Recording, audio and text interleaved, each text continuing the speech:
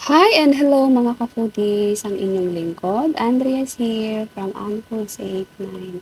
So, ang ganap po sa ngayon is pumunta ako sa aking kapitbahay para makipag-banding, makipag-chimbugan, kasi ganun tayong Pinoy, di ba?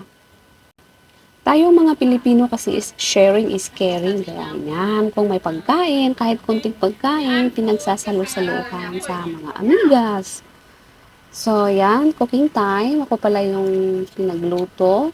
Kasi daw, puro ako food, kaya kumuha yung isang kaibigan namin, yung ate ko ng langka, organic na langka, at pinipire naman ng dalawa naming kaibigan. So, ako din yung nagluto. O, di ba?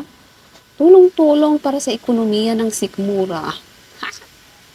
Ganyan lang po siya, pinakuluan ko lang yung langka ng, hindi ko alam kung ilang minuto ko po yan siya pinakuluan hanggang sa malapit na siyang maluto or paano ba yun? Rarely cook.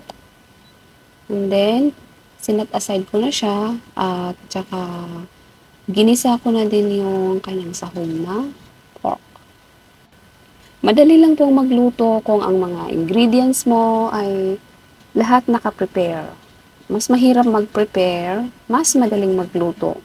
Tsaka alam niyo mga ka-foodies, ang nakakapag-enjoy sa pagluluto is yung kakain sa niluto mo ay nag-enjoy din sila kaya ka sinisipag na magluto kung ang kakain ay nag-e-enjoy, di ba? Ganun yun. So, ganyan lang. Painitin konti yung mantika at ilagay na yung kanyang spices na sibuyas and bawang. At ihalo na din yung kamatis, i-stir konti. Ilagay na yung kanyang sahog.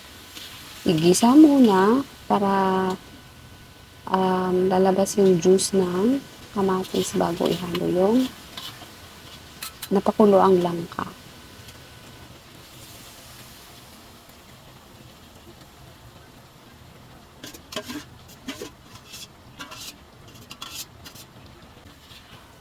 Haluin lang siya ng ganyan para ang kanyang pagkaluto is even. Kasi yung sa ilalim, kung hindi siya ihalo, yung sa ilalim lang yung ma-overcook, yung sa ibabaw hindi siya undercook or kulang yung pagkaluto. Mas masarap sana ito kung may fresh na gata, pero wala, kaya gumamit ako ng can na gata. Okay lang din naman siya. At nilagay na din yung seasoning na bagoong. Kulang yung bagoong kaya dinagdagan ko siya ng patis. Magtandem kasi yung gata at saka yung bagoong. Or yung ano yun, ginamos ba tawag doon? So, ganyan lang siya kasimpleng gawin. So, it's everyone is enjoying their meal. Yan. O, tingnan mo naman sila. Ang lalaki ng subo. So, salamat everyone for watching. Bye-bye.